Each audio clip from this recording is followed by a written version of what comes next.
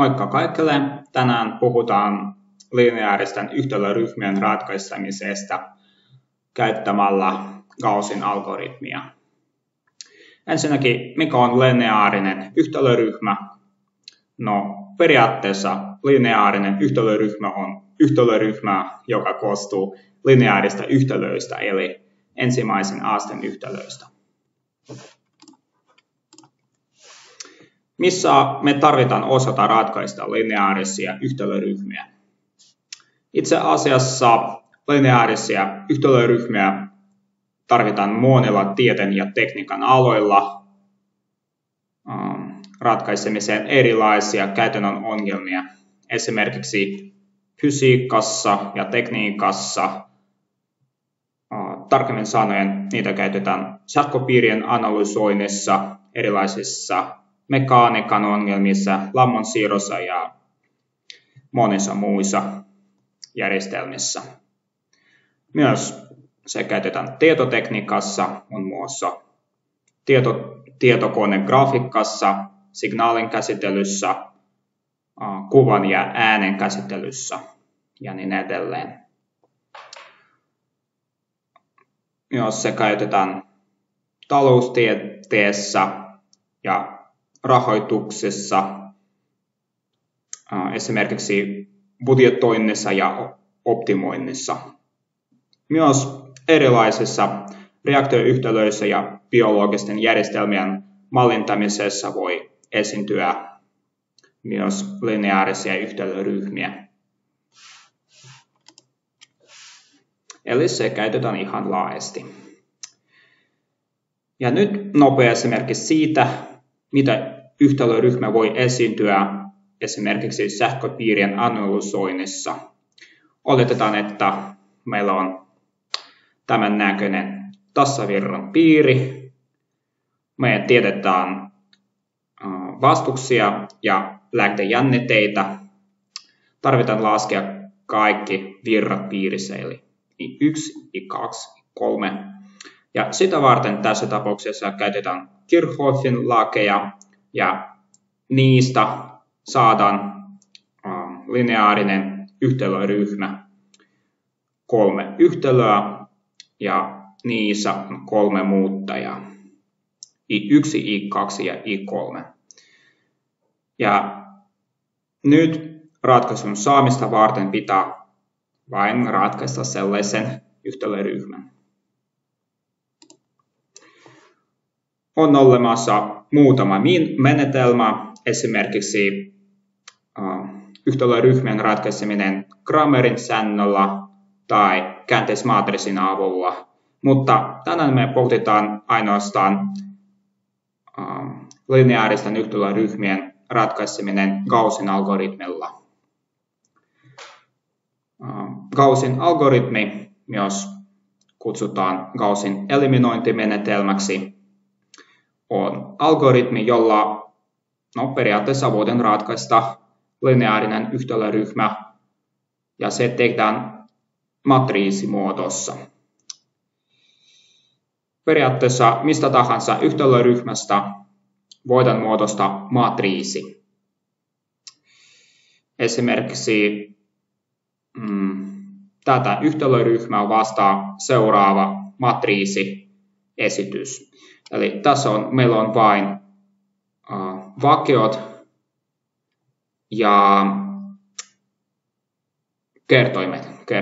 Tässä on X-sarake, tämä on Y-kertoimet, tämä on Z-kertoimet ja tässä oikealla puolella on vakiot.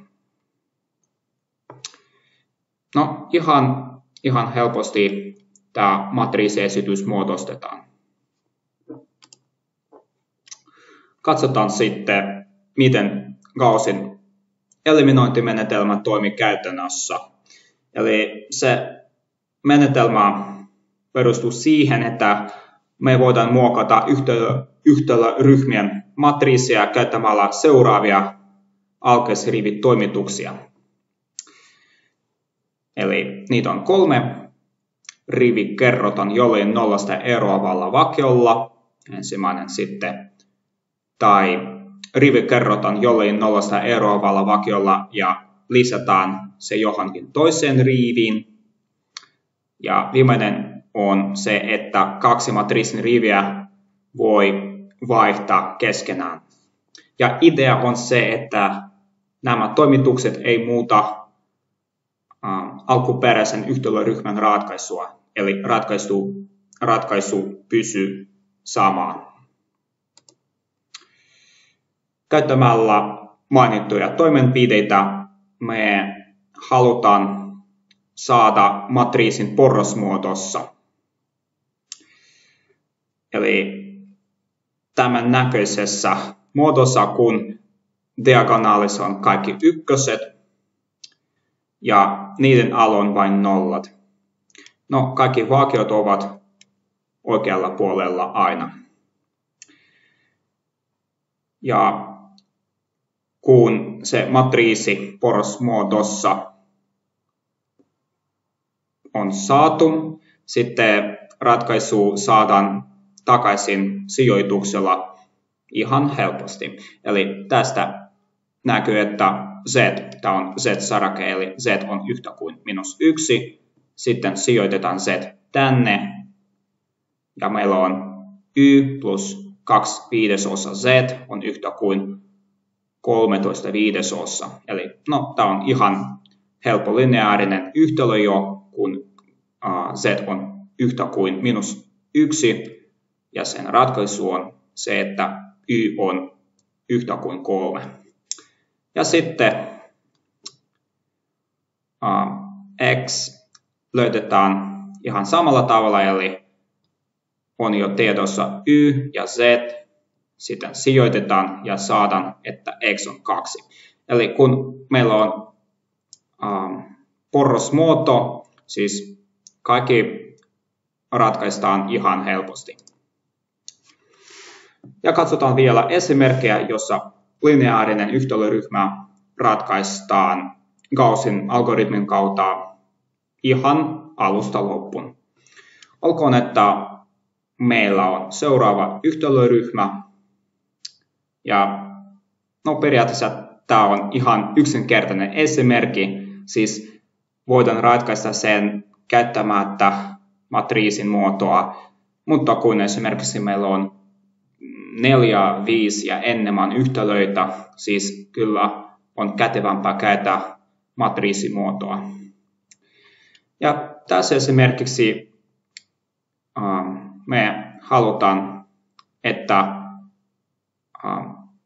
x-sarakeessa tässä ja tässä olisi nollakertoimet, eli nollataan toisen ja kolmannen riivin x-kertoimet, ja sitä varten meidän pitää lisätä niihin ensimmäisen riivi kerrottuna luvulla 3/2 ja 1 vastaavasti. Eli tässä me nähdään, että tässä on -2x ja tässä on 2x, siis vain lisätään, ja no, tällä tavalla x-kertoin nollataan.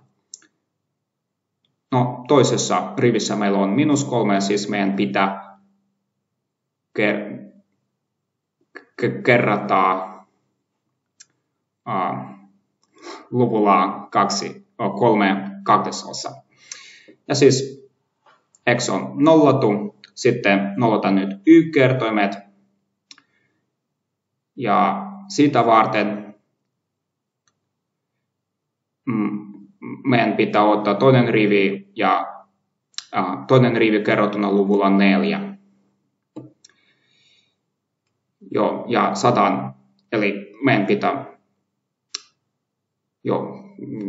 kerrottaa ja sitten saadaan sellainen yhtälöryhmä. Tämä on porrasmuoto melkein, eli ainakin tässä on nollat. Ja saadaan, että z on yhtä kuin -1 ilmeisesti. Ja takaisin sijoittamalla saadaan, että y on yhtä kuin 3 ja x on yhtä kuin 2. Ihan yksinkertaista.